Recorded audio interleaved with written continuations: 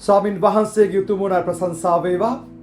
මේ අලංකාර දිනය තුල ඉතා වැදගත් කාරණයක් මා කැමැති ඔබ සමග බෙදා ගන්න. උන්වහන්සේ අපගේ ජීවිතය තුල බලවත් වූ දේ කරන පිණිස අපිව කැඳවලා තිබෙනවා. උතුම් වූ දිවීමක් දුවන්න ජීවමාන ජේසුස් වහන්සේ ඔබවත් මාවත් කැඳවලා තිබෙනවා. ඉතින් මම අද කැමති විශේෂ වූ පුද්ගලයෙක් පිළිබඳව කතා කරන්න. ඔහු කොයි ආකාර ගමනක්ද ගමන් කළේ? ඔහුගේ ජීවිතේ ආරම්භයේ සිට ඔහු කුමන ප්‍රශ්න මුහුණ පෑවද කියලා මම ඔබට පසුව කියන්න යනවා. ප්‍රථමයෙන් මම ඔබට කියන්න කැමති පවුලුතුමා ඉතා අලංකාර දෙයක් මේ දිව්‍යව පිළිබඳව ප්‍රකාශ කරනවා. ඉතින් ඔබටත් මටත් අපි රැළක නායකයෙක් ලෙස ස්වාමීන් වහන්සේ පත් කරලා තිබෙනවා. උන්වහන්සේට ඕන අපේ ජීවිතේ ඉතා වැදගත් සම්දිස්ථානයකට අපිව ගෙනින්න. ඒ නිසා අපි ප්‍රථමයෙන්ම කියමු පිලිප්පි 3 වෙනි පරිච්ඡේදයේ 12 වෙනි වගන්තිය. අපි දකිනවා මේ පවුලුතුමා කියනා උදේ පසුබට නොවී ඉදිරියට ගමන් කරන පිණිස මානසික තෘෂ්ණාව වළකාගෙන කොහොමද දුවන්නේ කියලා එතුමා අලංකාර ලෙස අපිට කතා කරනවා. හොඳයි. අපි 12 වෙනි වගන්තිය කියමු. ස්වාමීන් වහන්සේට ප්‍රශංසා වේවා.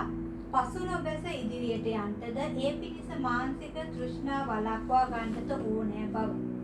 මා දැනට ලබාගෙන සිටිනවාවත් දැනටම සම්පූර්ණ වී සිටිනවාවත් නොවේ.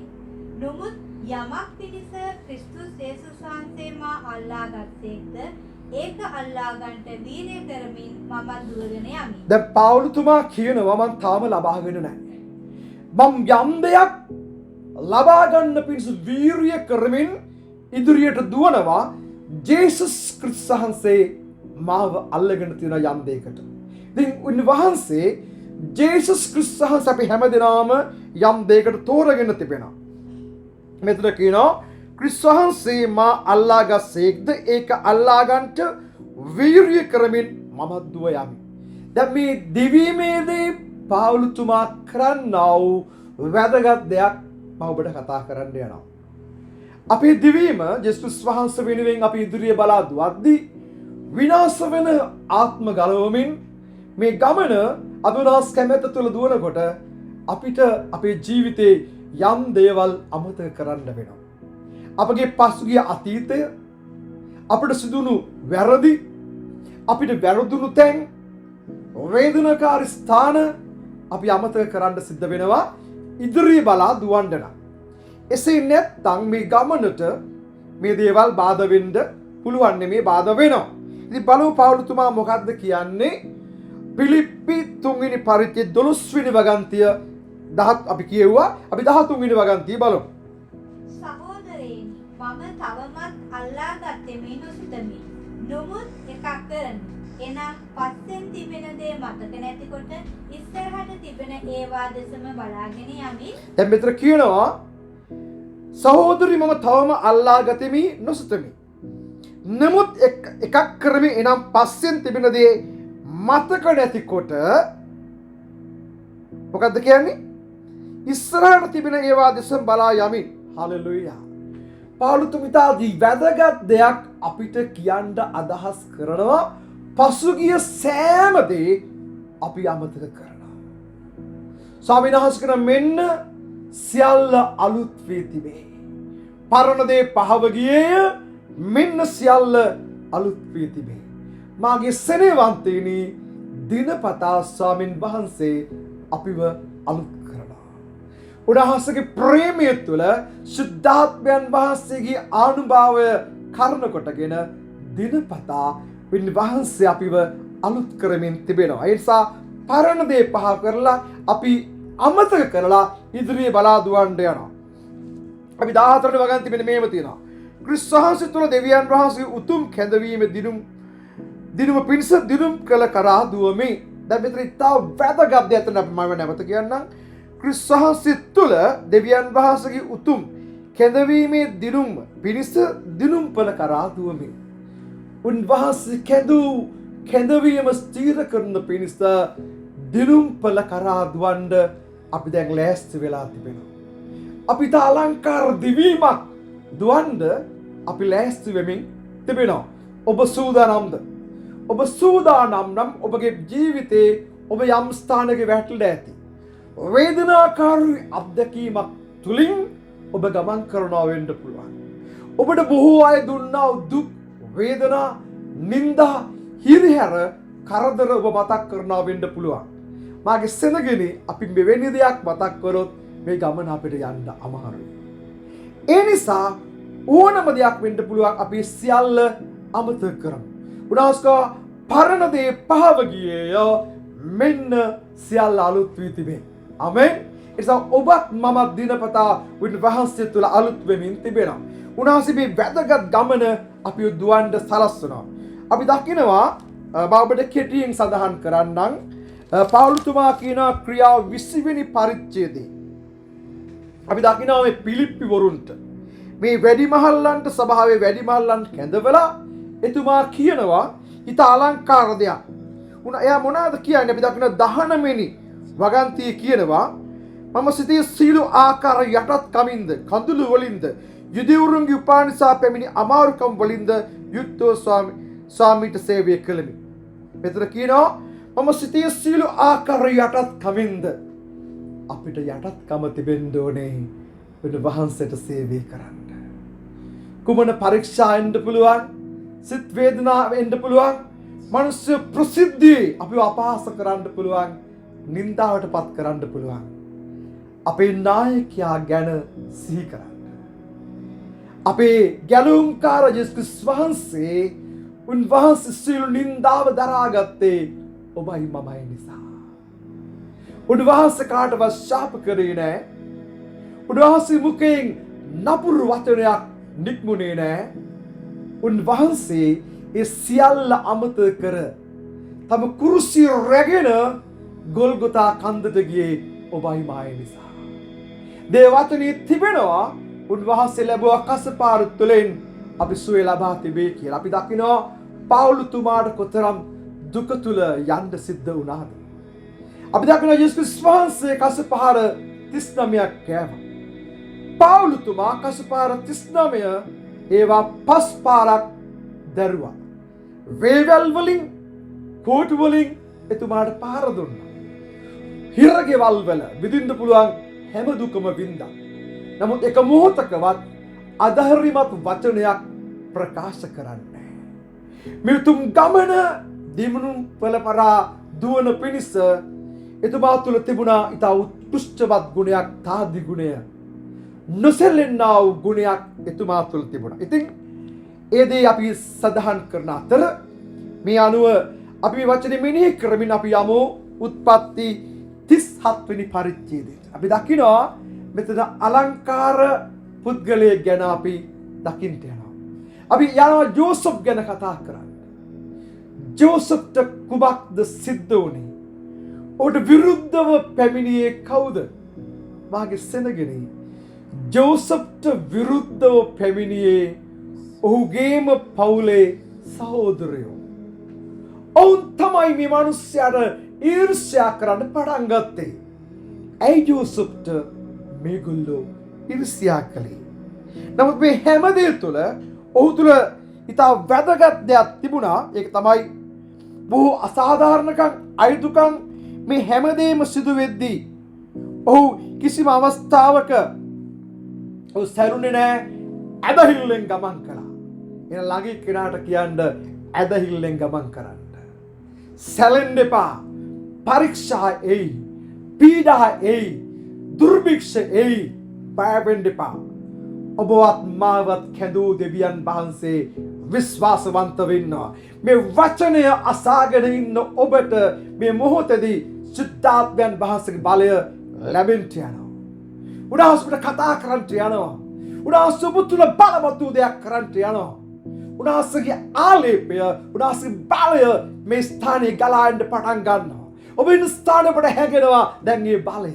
ඒ සුද්ධාත්ම බලය දැන් නික්මමින් තිබෙනවා. මගේ සෙනගෙනි උන්වහන්සේ පුදුමාකාර දෙවියන් වහන්සේ.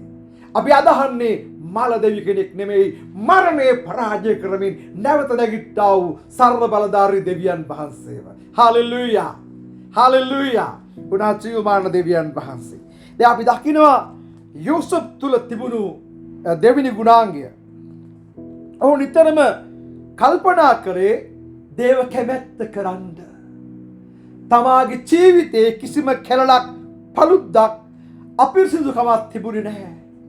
කිසි පාපයක් ඔහු කළේ නැහැ. ඔහු දෙවියන් වහන්සේට ආදරය කළා. ඔහු යන සෑම ස්ථානයකම දෙවියන් වහන්සේ සිටු බව අපි දකින්නට යනවා. හොඳයි. මා සමගම පෙරලගන්න උත්පත්ති 37 වෙනි පරිච්ඡේදය. අපි උත්පත්ති 37 වෙනි පරිච්ඡේදයේ පද කීපයක් බලන්න යනවා. උන්වහන්සේ ජීවමාන පරාක්‍රමධාරී දෙවියන් වහන්සේ උන්වහන්සේ කරුණාව තුළ අපේ ජීවිතය වෙනස් කරමින් ආශිර්වාද කරමින් බලවත් වූ දේ කරන දෙවියන් වහන්සේ. හොඳයි. අපි උත්පත්ති 37 වෙනි පරිච්ඡේදයට පෙරලගෙන අපි කියමු පළවෙනි වගන්ති ඉඳලා අපි කියමු බලන්න. ස්වාමීන් වහන්සේට ප්‍රශංසා වේවා. යෝසෙෆ් මිස්රයට විකුණනු ලැබී. දැන් මෙතන තියෙනවා යෝසප් මිස්රයට විකුණනු ලැබීම. ඇයි යෝසප් මිස්රයට විකුණනු ලැබුවේ? කුමන හේතුවක් නිසාද? අපි දන්නවා සන්දර්භයේ ජීවිත රටාව කොහොමද ජීවත් වුනේ?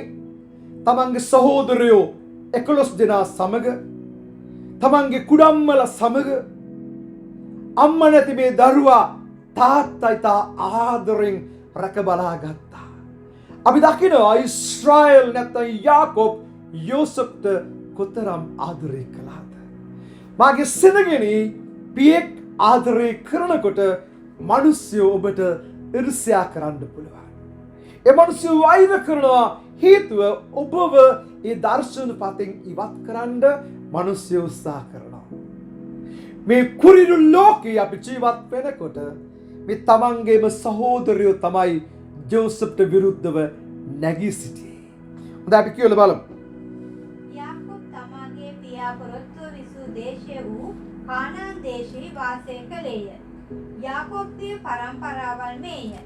17 අවුරුදු වයස් වූ යෝසෙෆ් තමාගේ සහෝදරයන් සමග බැටළු රැළ පෝෂණය කරමින් සිටියේ. දැන් අපි දකිනවා මේ කාල සීමාව වන විට මේ අලංකාර තරුණයාට වයස අවුරුදු 17යි. තමන්ගේ සහෝදරයෝ සමග බැටළු රැළ පෝෂණය කරමින් සිටියා. අපි දකිනවා මේ අවස්ථාවේදී තුන්වෙනි වගන්තිය කියනවා යෝසප් ඊශ්‍රායෙල් වයෝවෘද්ධ වයසේ පුත්‍රයා බැවින් ඔහුට ගොඩාක් ආදරය කළා. ඒ වගේම වස්ත්‍රයක් ගෙනල්ලා ඔහුට පැළඳුවා. ඉතා අලංකාර වස්ත්‍රයක්. මාගේ සෙනගෙනි ඔබේ පියා ඔබට ආදරය කරනකොට, ඔබගේ ආත්මික පියා ඔබට ආදරය කරනකොට, ඔබගේ සහෝදරයෝ ඔබගේ සභාවේ ඉන්න අය පවා ඔබට විරුද්ධව එන්න පුළුවන්.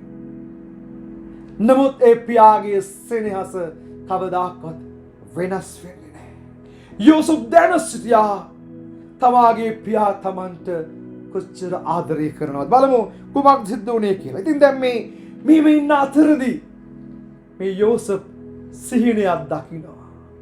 මේ සිහින දැකලා ඇවිල්ලා කිව්වට පස්සේ තවත් එයාගේ සහෝදරයෝ එයාට විරුද්ධව කිපෙන්න පටන් ගන්නවා.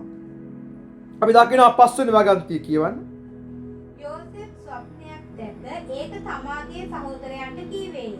ඔහු කෙරෙහි වඩා වෛර වූ. අපි දකිනවා යෝසප් සිහිනයක් දැකලා තමන්ගේ සහෝදරයන්ට කිව්වහම මේගොල්ලෝ ඔහු කෙරෙහි වඩා කෝප වෙන්න පටන් ගත්තා.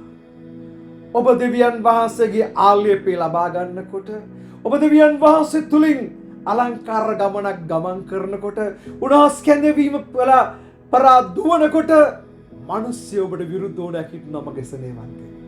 අපි දකිනවා මේ ඉතිහාස කතාව, මේ සත්‍ය සිදුවීම යෝසප්ට විරුද්ධව නැගිට්ටේ තමන්ගේම සහෝදරයෝ. මම ඔබට කියනවා අද ඔබ කනස්සල්ලෙන් ඉන්නවා වෙන්න පුළුවන්. දුකින් ඉන්නවා වෙන්න පුළුවන්. වේදනාවෙන් ඉන්නවා වෙන්න පුළුවන්. නමුත් ශක්තිමත් වෙන්න. දෙවියන් වහන්සේ ඔබ සමග සිටිනවා. උන්වහන්සේ කවදාක්වත් ඔබව ලැජ්ජාවට පත් කරන්න යන්නේ නැහැ. උන්වහන්සේ ඔබ කැඳවීම පළ කරා දුවන්න සලස්වනවා. ඔබට නොදිරන්නා වූ ඔටුන ලබා ගන්න පිණිස දුවන්න උන්වහන්සේ සලස්සන දෙවියන් වහන්සේ. බලමු. හොඳයි ඊට පස්සේ අපි දකිනවා මේ 6 වෙනි වගේ දකිනවා ඔය ස්වප්නේ ඇවිල්ලා මේගොල්ලන්ට කිව්වහම මොකද්ද වෙන්නේ? හොඳයි 7 වෙනි වගන්තිය. අපි කෙතෙහි ගොයම් මිටි බඳිමින් සිටියෙමු. බලව මාගේ ගොයම් මිටියේ නැගිට කෙලින් සිටියේය. බලව නුඹලාගේ ගොයම් මිටි වටකොට ඇවිත් මාගේ ගොයම් මිටියට වැන්දෝ යයි කීය. එයාගේ සීනේ කියනවා අපි කෙතක ඉන්නකොට මගේ ගොයම් මිටියට ඕගොල්ලන් ගොයම් මිටිය කොලහම ඇවිල්ලා වඳිනවා මම දැක්කා. ඊට පස්සේ මේ සහෝදරයෝ මොකද කළේ? ඊට ඔහුගේ සහෝදරයෝ සැබවින් ඔබ අපගේ රජ කම් කරන්න හිතනොත් සැබවින් අපේ ආණ්ඩුකාරය වන්නේද ඔහුට කියමින් ඔහුගේ ස්වප්නය වතන නිසා ඔහු කරේ වඩා වෛර වුණේ. ඔහු දැක්කේ සත්‍ය සිදුවීමක්. සර්ව බලධාරී දෙවියන් වහන්සේ අනාගතයේදී ඔහුගේ ජීවිතේ කරන්න යන්නා වූ දේ ඔහු පෙන්වුවා. ස්වාමීන් වහන්සේට පෙන්වුවා. ඔහු ආණ්ඩුකාරයෙක් වෙන බව ඔවුන්ගේ මුඛයෙන්ම ප්‍රකාශ කරනවා. ඔහු රජ වෙන බවත් ඔවුන්ගේ මුඛයෙන්ම ප්‍රකාශ කරනවා. මගේ සෙනගිනි මම ඔබට නැවත කියනවා අධෛර්යමත් වෙන්න එපා. මිනිස්සෙක් නෙමෙයි ඔබ කැඳවුවේ සර්ව බලධාරී දෙවියන් වහන්සේ. ආමෙන්. හලෙලූයා. උනාසුබ කැඳවලා තියෙන්නේ මේ බලවත් වූ ගමන යන්න. හොඳයි ඊට පස්සේ 9 වෙනි වගන්තිය දකින්න මේ අහිංසක සහෝදරයා මේ ලස්සන තරුණයා තවත් ස්වප්නයක් දකිනවා. ඔව්. ඔහු තව ස්වප්නයක් දැක්ක ඒක තමාගේ සහෝදරයන්ට කියනුයේ බලව මම තවත් ස්වප්නයක් දුටිමි. ඉරද සඳද තාරකා 11ක්ද මට වැන්දෝ යයි කීවේ. දැන් මෙතන කියනවා මම තවත් ස්වප්නයක් දුටුවා. ඉරද සඳද තාරකා 11ක්ද ඇවිත් මට වැන්දා කියලා කියනවා. මේ අවස්ථාවේදී ඔහුගේ පියා ඊශ්‍රායල් යාකෝබ් මොනවාද කියන්නේ? ඔහු තමාගේ පියාට සහෝදරට කී විට ඔහුගේ පියා ඔහුට තරවටු කොට නුඹ මේ ස්වප්නයේ කිමෙක්ද? මමත් නුඹේ මෑණියෝ සහෝදරයෝ සැබෑන් නුඹ ඉදිරියේ බිමට නෙමෙයි වදින්නෙමුද ඔහුට කීවේ. දැන් මෙතන කිව්වම ඔහුගේ සහෝදරයෝ ඊර්ෂ්‍යා කොළ වෙනමුත් ඔහුගේ පියා ඒකීම හිතේ තබා ගත්තා. එදා මරියතුමි ඇවිල්ලා සිමියොන් කියද්දී සෑම කියමනක් මෙයාගේ හදවතේ තබා ගත්තා වගේ මෙතන ජෝසප් ඒ සිහිනය කිව්වහම තමන්ගේ පියා ඒක හදවතේ තබා ගත්තා. නමුත් උතරවඩක ඔබගේ මවත් ඔබේ පියාත් ඔබේ සහෝදරයොත් ඇවිල්ලා ඔබට වඳිනවාද? මාගේ සෙනගෙනි මේ දේ සිද්ධ වුණා. උනා ජීවමාන පරාක්‍රමධාරී දෙවියන් වහන්සේ. අපි දකිනවා මෙතන දවසක් මේගොල්ලන්ගේ අයියලා යනවා ඒ කෙතට තමන්ගේ බැටළු රැළ පෝෂණය කරන පිණිස තමන්ගේ රැළ කවන්න යනකොට තාත්තා කියනවා පුතේ ගිහිල්ලා අයියලා ප්‍රමාද වුණේ ඇයිද කියලා බලන්න කියලා. ඊට පස්සේ අපි දකිනවා මෙයා පිටත්ව ගියාම මොකක්ද වෙන්නේ? මේ අයියලාව හොයාගෙන මේ අහිංසක මල්ලි යනකොට මේ අයියලා තීරණය කරනවන් තුළ ඇතිතු වෛරය නිසා අපි දකිනවා බොහෝ අවස්ථාවලදී යක්ෂයා බොහෝ අය තුළට රිංග ගන්නවා. ඔනොයිකුත් වියවුල් දේවල් ගෙනෙනවා. සහෝදර බේදය ගෙනෙනවා. සහෝදර එකඟ වාසී කිරීම මොනතරම් යහපත්ද? යක්ෂයාවට කැමති නැහැ. දේවචන කියන සොරායන් නිස්සරකම් කරන්නටත් මරන්නටත් විනාශ කරන්නටත්. නමුත් ස්වාමින් වහන්සේ ආවේ ජීවනය දෙන පිණිසත් එය අධික ලෙස දෙන පිණිසත්. හලෙලූයා. අපි දැන් මෙතන දකිනවා මේ 18 වෙනි වගන්තියේ දුරදීම දකින මේ අයියලා මේ මල්ලි එනවා. මොකද්ද කියන්නේ? ඔහු දුරදීම ඔහු දැක ඔහු මරණ පිණිස ඔහු ළඟට එන්න මන්ත්‍රණය කරගත්තේ මේ අයියලා. තමන්ගෙම එක පවුලේ උපන් සහෝදරයව මරන්න මන්ත්‍රණය කරගන්නවා. අපි එක කුසලානෙන් පානය කරනවා. අපේ ශරීරයේ පංගුකාරකම ලබනවා. අපි සිදු සහභාගීකම ලබනවා. නමුත් අපි තුල සහෝදර ප්‍රේමය නැහැ. යක්ෂයාද අපිව වියුල් කරලා තිබෙන්නේ. මාගේ සෙනගිනි අපි අවදි වෙන්න ඕනේ. ස්වාමී උදවියන් වහන්සේ දුන්නු දර්ශනය තුල අවංකව දුවන පිණිස ඒ සහෝදර ප්‍රේමයෙන් අපි එකතු වෙන්න ඕනේ. මන්දයත් ජීවමා කැඳූ දෙවියන් වහන්සේ විශ්වාසවන්තයි. දැන් මේ අයියලා කියන දේ අපි අහමු. ඔව් මේගොල්ලෝ අපහාස කරනවා. ඔව් දහමින් වගන්ති. ඔවුන්ට කතා කොට අන්න ස්වප්නකාරයා එන්නේ. දැන් බලන්න 20 කියවන්න. දැන් එන්න ඔහු මරා වලක දමා චණ්ඩමුර්ගේ ඔහු කෑවේ යැයි කියමුව.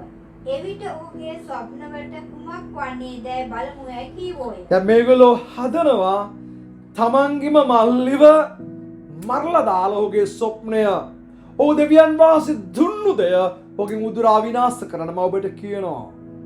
කැඳවූ දෙවියන් වහන්සේ විශ්වාසවන්තයි. ආමෙන්.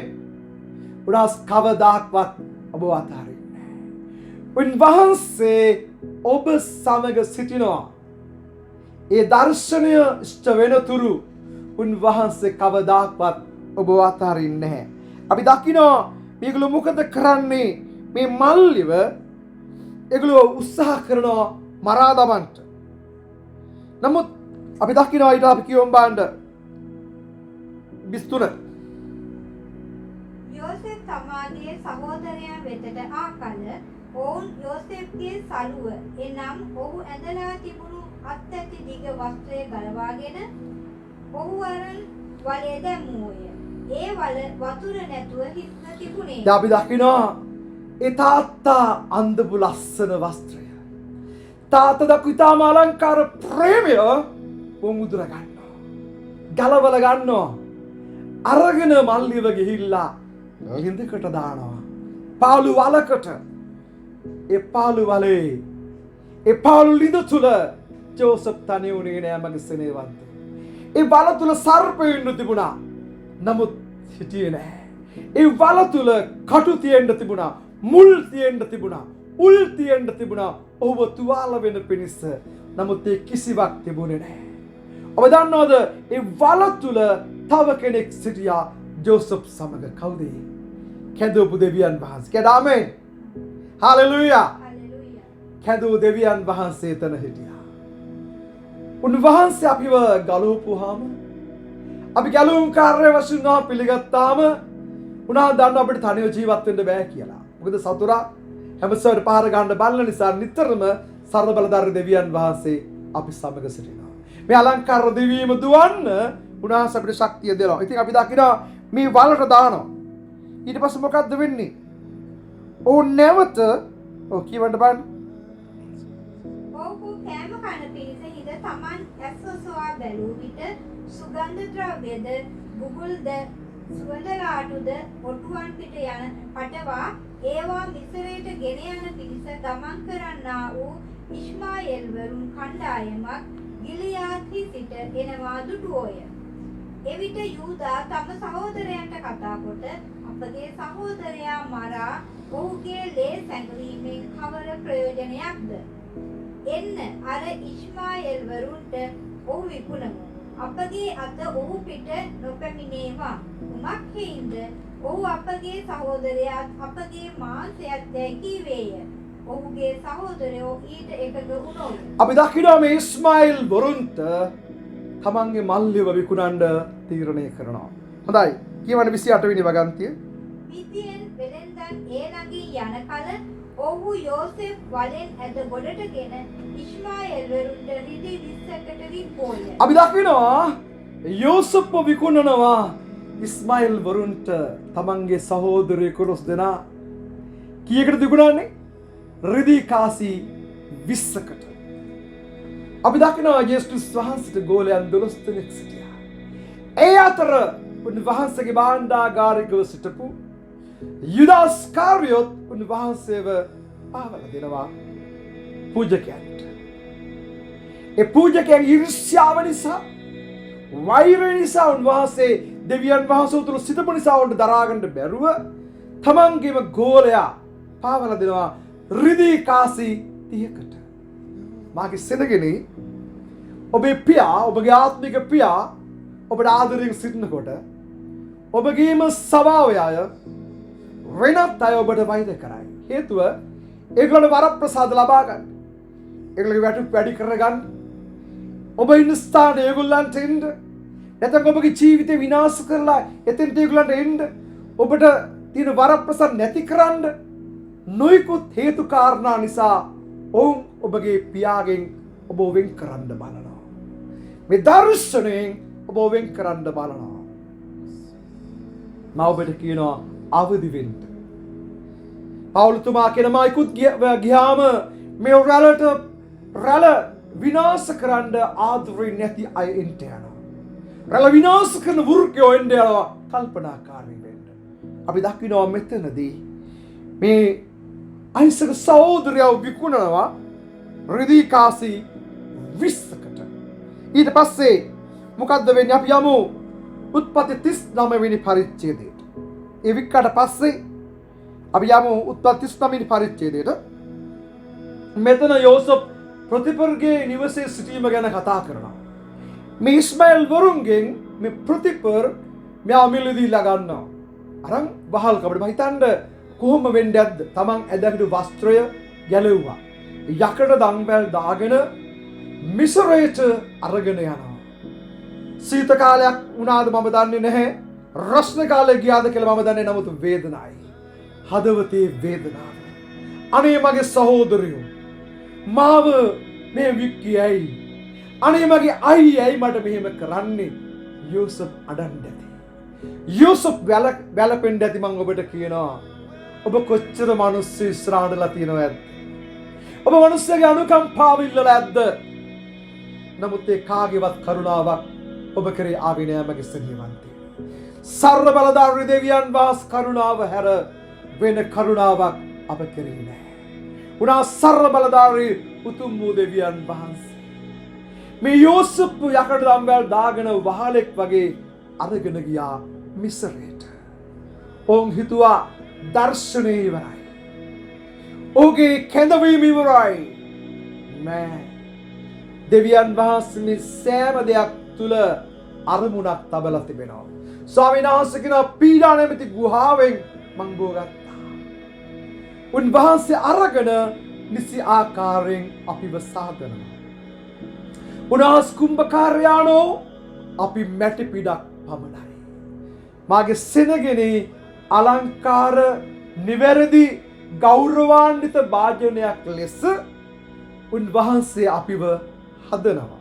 අපිව නැවත අඹනවා. එහෙම කරන්නේ අපි තුල තියෙන වෛරය, ඊර්ෂ්‍යාව, වෛශ්‍යාකම, තිත්තකම, සහෝදර ભેදය, ලබ්ධි ભેද මේ හැමදේම නැති කරලා නිවැරදි ලෙස හදන්න ඕන නිසා.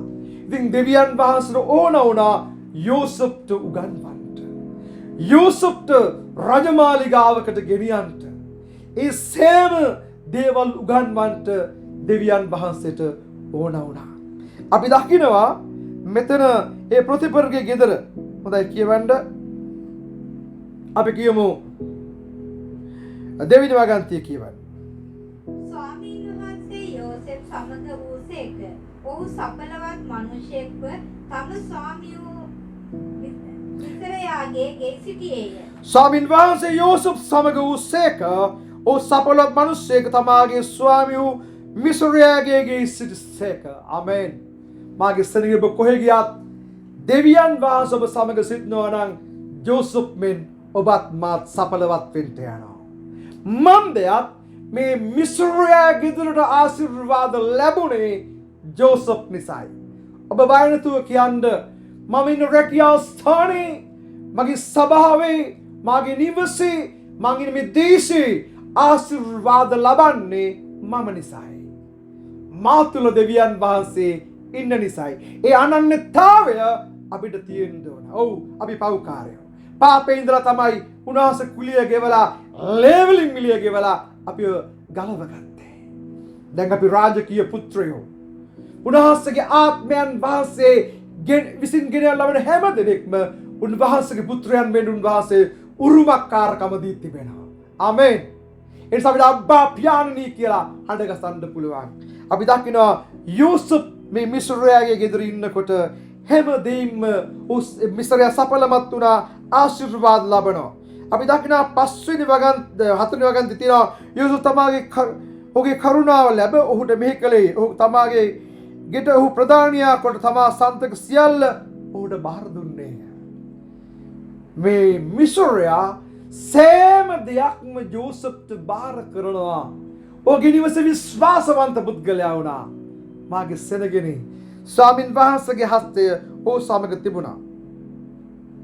අපි දකිනවා පස්වෙනි වගන්තියේ මේ මිශ්‍රයට විතරදී අපි විතර කියනවා යෝසප් ගත්තු නිසා කියවන්නේ. ඔහු තමාගේ ගෙට සහ තමා සන්තක සියල්ලටත් ඔහු ප්‍රධානියා කළ තැන් පටන් ස්වාමීන් වහන්සේ යෝසෙෆ් නිසා මිසරයාගේ ගෙට ආශිර්වාද කළසේ. ආමෙන්. ඔබ දෙවියන් වහන්සේගේ කෙනෙකුට උනා දරුවෙකුට වතුර වීදුරුවක් දුන්නත් උන්වහන්සේ ආශිර්වාද කරනවා. ඔබ යේසුස් වහන්සේගේ නාමයෙන් යම් දෙයක් දුන්නොත් උන්වහන්සේ ඔබට ආශිර්වාද කරනවා. මේ මිශ්‍රයාගේ නිවසට ඔහු අධිපතියා කරදාපටන් ස්වාමින් වහන්සේ මිශ්‍රයාට ආශිර්වාද කළා. ඒ තිනා ගේසා කැතේ ඔහුට තිබුණු සියල්ල කෙරෙහි ස්වාමීන් වහන්සේ ආශිර්වාද වූයේය. හලෙලූයා.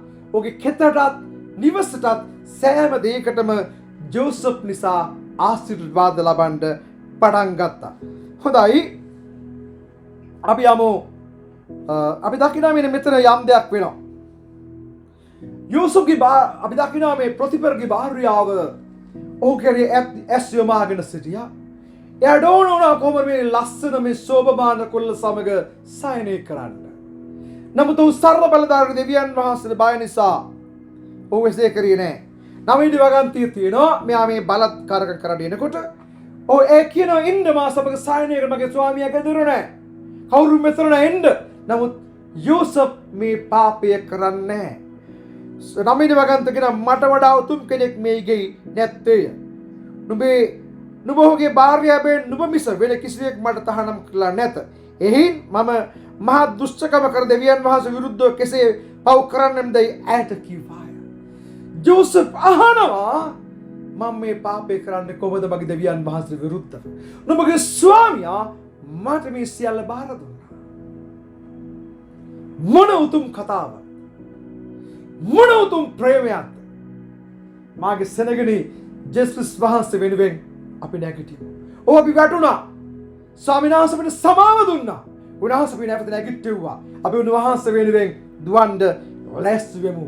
ඔහු මේ පාපේ නොකරපු නිසා මේ ප්‍රතිපර්ගේ භාර්යාව ගිහිල්ලා කියනවා ඔබ අරන් ආව මේ හේබ්‍රව් ජාතිකයා මට බලහත්කාරකම් කරන්නට ආවා. ඔප්පු කරලා පෙන්නුවා ඒ දේවල්. නමුත් ඔහුගේ හිරගෙදර දාපුවාම හිරගෙදර පවා ඔහු ප්‍රධානියා වෙන්න පටන් ගත්තා. හිරගෙදර මුලාදැනේ සියල්ල යෝසප් අතට බාර දෙනවා. මගේ සෙනගෙනි ඔබ කොතෙන්ට ගියත් දෙවියන් වහන්සේ ඔබ සමග සිටිනවා. මේ නොයෙකුත් සෑම දෙයක් තුලින් ස්වාමින් වහන්සේ ඔබ ආත්මාවත් පුහුණු කර ගරෝපස් පරිපරිස කියන්නේ පීඩා විඳීමෙන් ඉවසීමද ඉවසීමෙන් සාතිකමද සාතිකමෙන් බලාපොරොත්තුව දුපදින බව දැන නුඹ විඳින පීඩාවෙන් ප්‍රීතිමත් වෙන්න මක්නිසාද නුඹගේ බලාපොරොත්තුව ඉෂ්ට වෙන්න යනවා. සුද්ධාත්මයන් වහන්සේ පුතුරු ක්‍රියා කරන්නට යනවා. හාලෙලූයා. හොඳයි අපි ඉක්මනින් යමු 41 පිරි පරිච්ඡේදය පෙරලගන්න. උන්වහන්සේ ජීවමාන දෙවියන් වහන්සේ. දැන් මෙතන දකිනවා මෙතන පාරාවු සිහිනයක් දකිනවා. මේ පාරාවුගේ සිහිනය තෝරන්න කවුරුත් හිටියේ නැහැ. ඒ සිහිනය තෝරන්නේ යූසුෆ් දෙවියන් වහන්සේගේ ආත්මානුභාවයෙන් පූර්ණ මිනිසෙක්. යූසුෆ් දානියල් දෙවනාස්ගේ ආත්මයෙන් පූර්ණ මිනිසෙක්. ඒ වගේම යූසුෆ් ඒ සිහිනය තෝරනවා. ඔහුට ඉතා උසස් ස්ථානයක් ලැබෙනවා. අපි දකිනවා කුමක්ද වෙන්නේ කියලා. ඉතා ඉක්මනින් අපි යමු. ඔහු ඉතා බලවත් මිනිසෙක් වෙනවා. උත්පත්ති 42 වෙනි පරිච්ඡේදය පෙරලා ගන්න.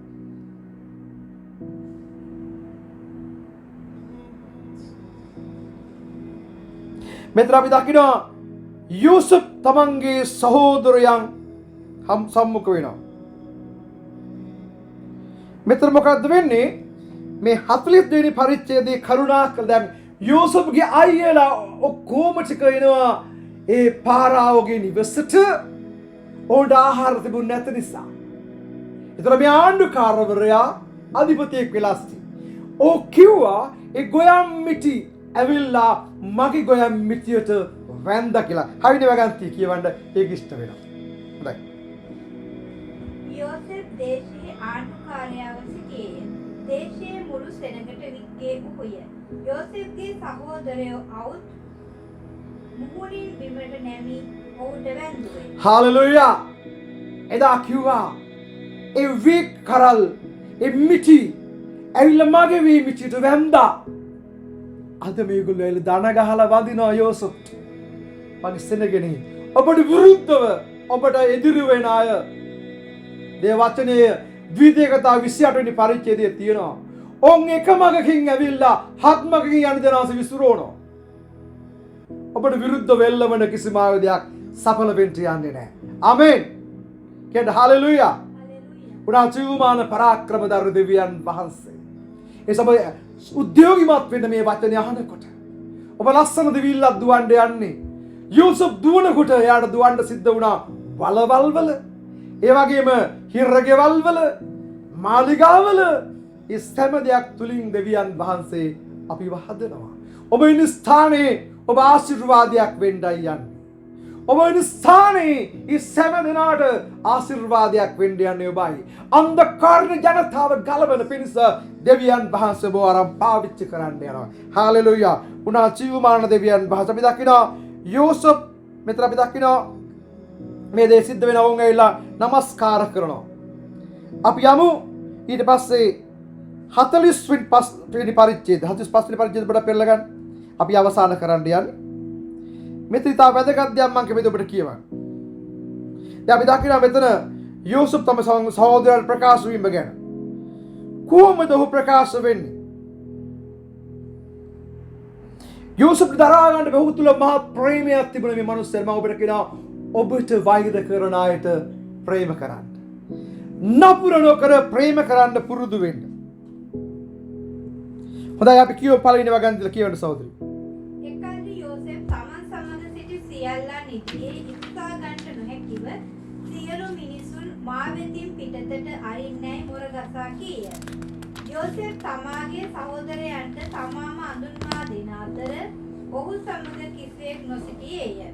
ඔහු ශබ්ද නගා හැඬීය. එය මිස්රවරුන්ට ඇසුනේය. පාරාවෝගේ ගේ වැසියන්ටත් ඇසුනේය. හොඳයි. දැන් මෙතන දකින්නවා යෝසෙෆ් තමන්ගේ සහෝදර ඉදිරිපිට දරා ගන්න බැරුව ගියා. ඒ සෙනෙහස ඔහු තුල ප්‍රේමයේ තිබෙන මගේ සෙනෙහවන්තී. අපි දකිනවා මතෙව් 5:39 වෙනි වගන්තිය කියනවා යමෙක් නුඹේ කම්බුලට ගැසී නම් ඔඩ අනිත් කම්බුලත් හරවාපන්. යෝසෙෆ් ඒ දේ කළා. ඊට පස්සේ අපි දකිනවා මතෙව් 5:44 නමුත් මම නුඹට කියමි නුඹලාගේ සතුරන්ට ප්‍රේම කරපල්ලා. නුඹලාට පීඩා කරන නිසා යාඥා කරපල්ලා. ආමේන්. ඔබට පීඩා කරන අය උදෙසා යාඥා කරන්න. ශාපනකට ආශිර්වාද කරන්න. සාප කරන අයට ආශිර්වාද කරන්න. සාප කරන අය සාප කරපු දෙයක්. ඔබ වරදක් නැකරුවොත් ඔබට ඒක වදින්නේ නැහැ මගේ සෙනෙහ. ඒක ආපහු හැරලා යනවා. උනා ජීවමාන පරාක්‍රමදර දෙවියන්ස් කියනවා නුඹත් නුඹලාට කීමි නුඹලාගේ සතුරන්ට ප්‍රේම කරපල්ලා. නුඹලාට පීඩා කරන නිසා යාඥා කරපල්ලා. හාලෙලූයා. උනා ජීවමාන පරාක්‍රමදර දෙවියන් වහන්සේ. අපි දකිනවා මෙතන ඉතා වැදගත් දෙයක් මම ඔබට කියවන්න කැමති.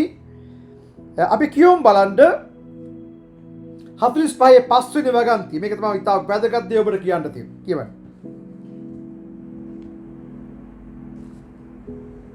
උත්පත්ති 45 වෙනි පරිච්ඡේදයේ 5 වෙනි වගන්තිය. නුඹලා මේ රටම වික්ක නිසා ශෝක නොවෙලා. යෝසෙෆ් කියනවා නුඹලා මාව මේ රට වික්ක නිසා ශෝක නොවෙලා. නුඹලාටම කෝප නොවෙලා. හාලෙලූයා. මගේ සෙනගෙනේ තමන් කරපු වරද දවසක තමන්ට තේරෙනවා. තමන් හද සාක්ෂිය කතා කර දිනයක් එනවා. මං පුංචි කාලේ මගේ පාලකතුමාට ගානලා තියලා රබර් බෝලයක් වතුරේ හංගන්න බෑ ඒක උඩට එනවා. තමන් කරු පාපය ඉදිරියට එනවා. දැන් මෙතන අපි දකිනවා මේ අපරාධ මේගොල්ලෝ කරලා තිබෙනවා. තමන්ගේ සහෝදරයා පාවලා දුන්නා, විකුණුවා, විනාශ කළා හේතුව තමන් ඉරිසියාව නිසා. අද හුඟක් ඉරිසියාව මේ සභාවල තිබෙනවා. එක්කෙනෙක් ඉස්සරහට එනවට කැමති නැහැ. තව කෙනෙක් දිනු වෙනවට කැමති නැහැ. මේකද සහෝදර ප්‍රේමය. සහෝදර ප්‍රේමය කියලා කියන්නේ මොකක්ද? මගේ සහෝදරයා දිනා ගන්න මගේ අයිතිවාසිකම් මම සියල්ල අතාරින්න මම කැමතියි. අන්න ඒකයි දේව වචනේ කියන්නේ. හාලෙලූයා. අපේ දිවීම දුවන්න නම් පසුබට තිබෙන දේවල් පසුපස්සෙන් අපි අමතක කරන්න. මෙතන කියනවා නුඹලාම මේ රට වික්ක නිසා ශෝක නොවෙලා නුඹලාටම කෝප නොවෙලා. ආමේන්. මක්ෂා දෙවියන් වහන්සේ ජීවිත ආරක්ෂා කර පිස නුඹලාට පෙරටුව මා උසේක. ආමේන්. මාගේ සෙනගිඩ අද ඔබ ඉන්න ස්ථානයට ඔබ ගෙනාවේ දෙවියන් වහන්සේ. යෝසප් සියල්ලම අමතක කළා. ඔහු බැලුවේ දෙවියන් වහන්සේ ප්‍රසන්න කරන්න විතරයි. ඔඩ අවස්ථා ලැබුණ හැම මොහොතකම තමන්ගේ වස්තුව කරා දිව්වේ නැහැ. තමන්ගේ අයිතිවාසිකම් ගැන දිව්වේ නැහැ. තමන්ට ලැබෙන දේවල් ගැන හිතුවේ නැහැ. ඔහු හිතුවේ දෙවියන් වහන්සේ ප්‍රසන්න කරන්න. අපේ දිවීම සාර්ථක කරන්න නම් අපි දෙවියන් වහන්සේ ප්‍රසන්න කරන්න ඕන. අපි මේ දර්ශනය ඉදිරියට ගෙනියන්න නම් අපි එකමුතු වෙන්න ඕන. පිටිපස්සෙන් දේ අමතක කරලා කවුද මොනවද කිව්වේ ආවර්ජනය කරන්න එපා. වැඩක් නැහැ. අමතක කරලා දාන්න. මිනිස්සු කරපු හැම දෙයක්ම අමතක කරලා දාන්න. ඔබ අවදි වෙලා අලුත් මිනිස්සෙක් වෙන්න. අපි පරණ දේ සීකර ගන්න තුරු ඒක විශාල බරක් ලෙස අපිට තිබෙනවා. රැට නිින්ද යන්නේ නැහැ. සිහිනෙන් එව්ව පේනවා. නමුත් මම ඔබට කියනවා අපි ආ දේවල් නිදහස් වෙන්න යනවා. අපි ජේසුස් වහන්සේ තුළ උදාරතර ගමනක් දුවන්ට යනවා. සභාවක් වශයෙන් අපි නැගිටින්න යනවා.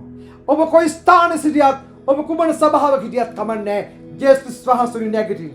ඔබ දුර දර්ශනය තුළ දුවන්ට ලෑස්ති වෙන්න උන්වහන්සේ ඔබ සමග සිටින්න යනවා. හාලෙලූයා. අපි නැගී අපි යාඥා කරමු ස්වාමීන් වහන්සේට.